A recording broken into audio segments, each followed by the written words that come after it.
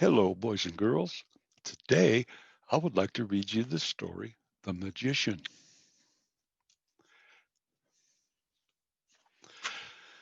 Holly Foster tapped the black top hat 3 times, reached deep inside, and pulled out a bunny.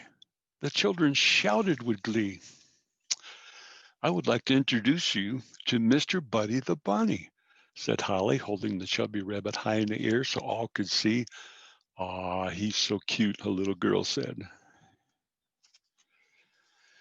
Buddy gave her a big wink.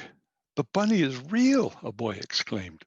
How did you do that, Miss Holly? Another little boy asked. Magic, said Holly, with a bow. The children clapped and begged for more. Happily obliged. After the show, Holly packed up her gear. As she gently stowed away her top hat, she confided on Bunny, I wish we could do this every day. Bunny agreed in his rabbit way, quietly. Holly, you see, loved magic. She came by that love from her favorite uncle, a magician who began teaching her magic tricks when Holly was still just a little girl. At school, when classmates talked about growing up to be a firefighter or a teacher or a doctor, Holly's answer was always the same. I'm going to be a magician, just like my Uncle Bob. A magician, a boy in her class sputtered. That's impossible. You are a girl. Everyone knows that girls can only be an assistant. Nope, I'm going to be a magician, Holly replied as she pulled the coin out of the boy's ear. On her 10th birthday, Uncle Bob gave Holly a bunny, her first live prop. Every magician needs a rabbit, her uncle said. Thank you, said Holly. I will name him Buddy. When Holly joined the Society of Young Magicians, Buddy could not help but notice she did not look like any of the other magicians. Holly and Buddy began to perform magic for children at libraries, schools, and birthday parties whenever they could. Buddy wanted to help Holly realize her dream of being a professional magician. He was good at being pulled out of a hat. Was it possible he could do more for his friend? He set out to try. Buddy quickly discovered that doing magic without Holly did not always go as planned. Have you been like that all day? Asked Holly, unlocking the trick handcuffs. Buddy nodded in his rabbity way, quietly. Then one day an old trunk arrived at Holly's door with a note, and the note said, Dear Holly, I have performed my final show.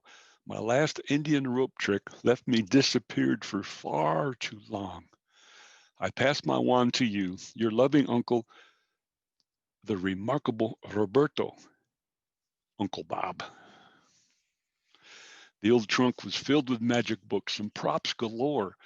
Maybe the secret to becoming a magician like Uncle Bob is in one of these old magic books, Holly whispered. Buddy overheard her and whisked the same in his rabbity way, quietly. When Holly left for work the next day, Buddy was already reading one of the magic books. Buddy read magic books all morning. Buddy read magic books all afternoon. Buddy was still reading a magic book long after Holly had returned from her job and gone off to bed. The clock had just struck midnight when it happened, and Buddy said to himself in his rabbity way, quietly. The next morning, Holly found Buddy sketching so furiously she slipped out the front door for work without saying a word so as not to bother him. She could not help but wonder what Buddy was up to. Meanwhile, Buddy had run into a glitch.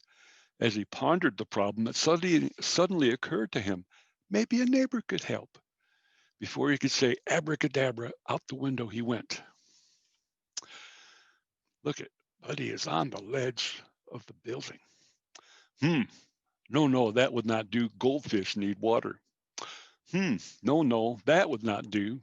Would not want to interrupt a hamster's workout. Yikes! No, a giant snake would not do at all. As Buddy inched along the ledge, of the building, everything he saw was either too small or too big, too slippery or too furry, too lively or too sleepy, too quiet or too talkative. He wondered if he should give up. Before he could, the answer came to him. It had been right in front of him all along. For the next few days, Buddy worked and worked, and then it was time to present what he had created to Holly. A new illusion, Holly exclaimed. As she studied the diagram, a big smile spread across her face. Buddy, it's amazing. Do you think we could do it? Buddy nodded in his rabbity way, quietly. Holly then shyly asked, would it be okay if we made the illusion beautiful also? Buddy looked at Holly and they both smiled. They had always made such a great team. It took a few weeks for Holly to add the beautiful and many more for Holly and Buddy to master the illusion. Finally, it was time to share their magic with the world. Holly signed up for the Night of the New Magicians. Holly and Buddy were both excited and a little nervous about their performance because the biggest stars from the Society of Magicians would be in the audience. On the night of their debut, magicians from around the world and people both young and old streamed into the theater. Holly and Buddy opened with a few of their more conventional magic tricks. Then Holly stepped forward. Ladies and gentlemen, she announced, we would like to close our performance tonight with our newest illusion. We call it a bed of roses. Without another word from Holly, a bed covered in flowers rolled onto the stage. Holly took her place on the rose-covered bed. Buddy covered her with a blue drape from head to toe. Holly took a deep breath. For the magic to work, she had to remain perfectly still. Like a statue, Buddy waved his wand. The crowd gasped as the bread with Holly on it began to rise. Buddy tapped the stage with his wand. The bed began to descend slowly, and when it was within Buddy's reach, he waved his wand and whipped the blue cloth away. Holly was gone. The roses were gone too. In their place were white doves, which took flight, soaring up, up, and away. The audience sat stunned. A murmur began to spread. Where did she go? Where did she go? Buddy tapped his wand once more and pointed to a theater box high above the crowd. The heads turned and looked up. Holly, dressed in black feathers with a beak, perched on the balcony like a majestic bird. Ooh, said the crowd. Holly stood and curtsied. She raised her enormous wings and took flight. Ah, said the crowd. Holly glided to the stage and landed softly next to Buddy as the audience burst into thunderous applause and rose as one into a standing ovation. Holly took a bow and so did Buddy. We did it, Buddy. We made our dream come true, Holly said. She gave Buddy a big hug and then whispered, do you think we could come up with another grand illusion? Buddy nodded in his rabbity way, quietly. The end. And that, boys and girls, is the story about the magician, about Holly and her rabbit buddy. And I want to give thanks to the Roadrunner Press for allowing us to read this story today.